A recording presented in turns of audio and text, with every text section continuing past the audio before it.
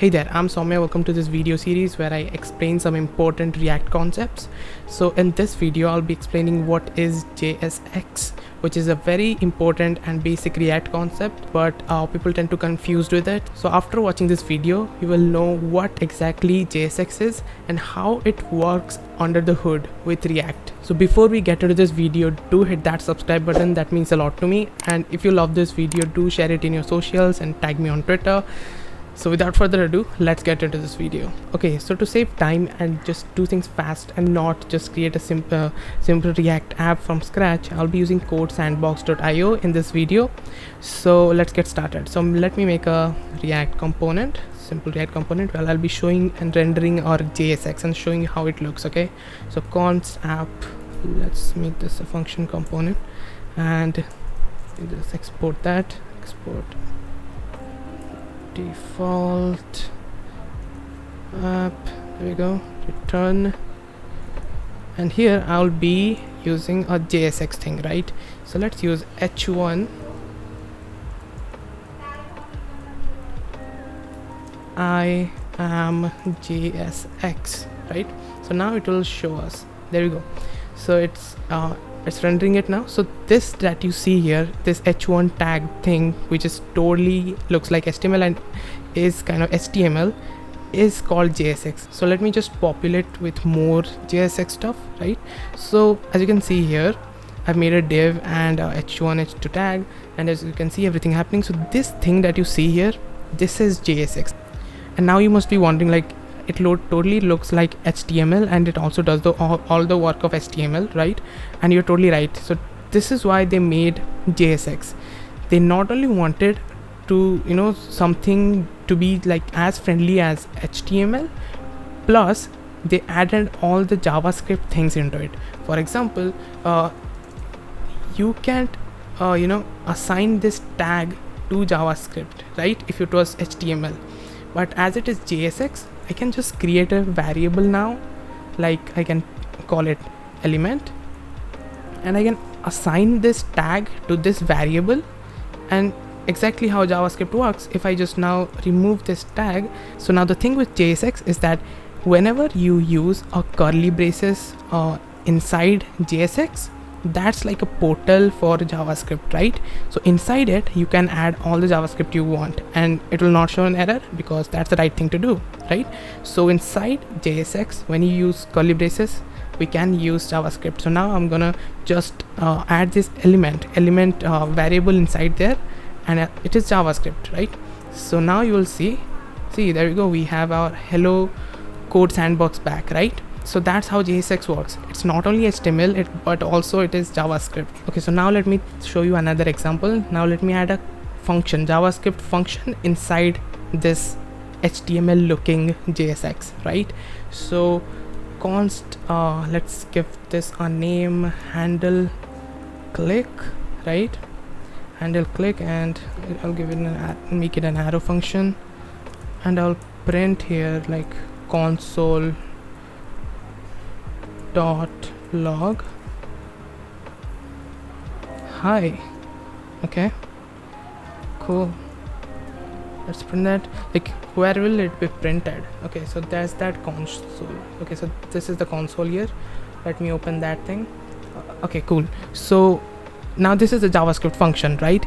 Now in normal HTML you could not even touch this with HTML, right? But here in JSX, thing is that, well, I can make this tag clickable and I can just call that function in here. So let's see how I can do it. So to do that, here I will say on click, right? So it will sense when we click this thing, and in curly braces I'm gonna do JavaScript, that is handle click. There we go. Now we are error free. Now when I'm gonna click this thing, you'll see here we should see hi, right? There we go. Okay, we are printing, you can see 4 times because I've clicked it 4 times, right? So that's how awesome JSX is, right? It's like HTML but has all the powers of JavaScript. Okay, so now let me just clear this thing out to make it less complex, right? So how does our browser understand this thing? Because it's not HTML, it's JSX, right? how does it understand this thing?